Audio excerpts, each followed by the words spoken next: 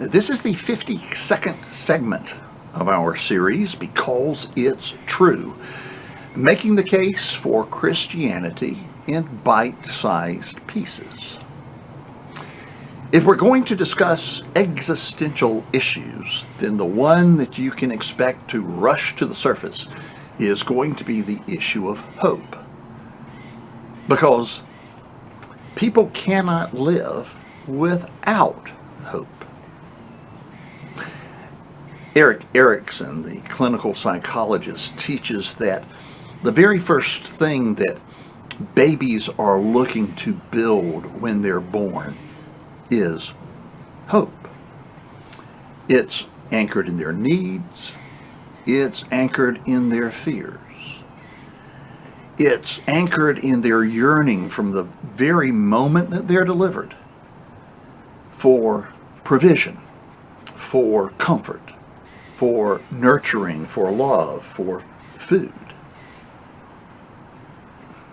And this longing, this need for hope, this looking for a reason to hope, never changes. How we live, right now, is determined by what we believe is going to happen. Hope is inextricably anchored in the future. Largely, our future determines our now. Let me give you a thought experiment. Let's say you have two women, both of whom are hired to do the same job, and they are put in exactly identical rooms. Everything looks the same, the temperature is the same, the lighting is the same, and they have the very same job. And the job is to take a widget and put it on a watchet and screw it in, and put it to the side, and take another one, screw it in, put it to the side. The first one is told, you're going to earn $2,000 a month. The second one is told, you're going to earn $2 million a month.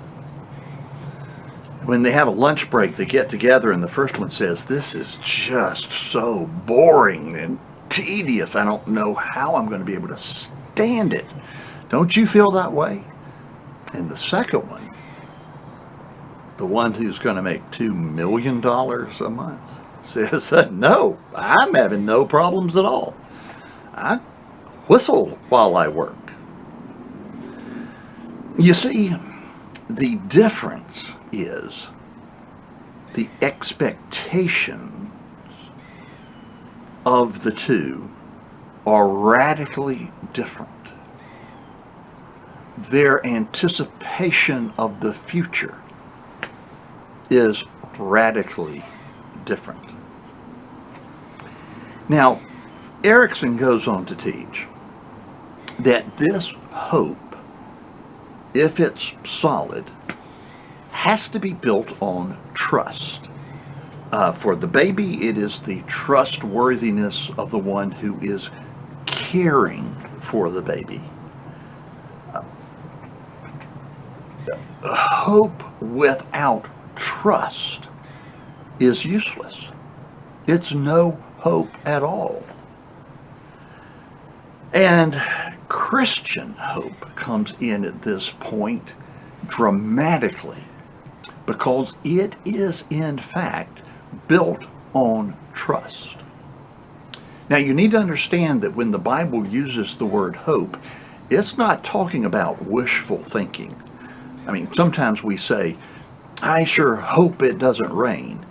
And really what we're saying is, I'm wishing for sunshine. No, the biblical understanding of hope is a certain expectation. And this hope is grounded in trust, because God is trustworthy. And so, concerning our near future, He gives us promises that when we're in a relationship with Him, He says, I will supply all of your needs. Philippians 4:19 says, for my God shall supply all of your needs according to His riches in glory in Christ Jesus. He says, I know the plans I have for you. I know your future. It's not for your ruin. It's for your good. Now, does that mean there are not going to be difficulties? Does that mean the life that we live in a relationship with God is going to be devoid of tragedies? No, obviously not. But we are told that we have the hope, the certain expectation that all these things will work together for good for those who love Him.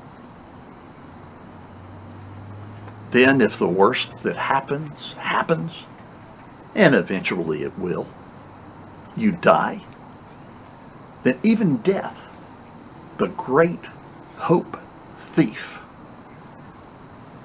is full of hope. Because Jesus says, I am the resurrection and the life. He who believes in me, though he were dead, yet shall he live. So that the hope for our future after this life is built on the certain expectation that there is not only life after death, there is love after death. The loving relationship with the one who created us, and the loving relationship with those who in Christ have gone before us, and with those who in Christ will come after us. And this is a hope that is well worth investigating.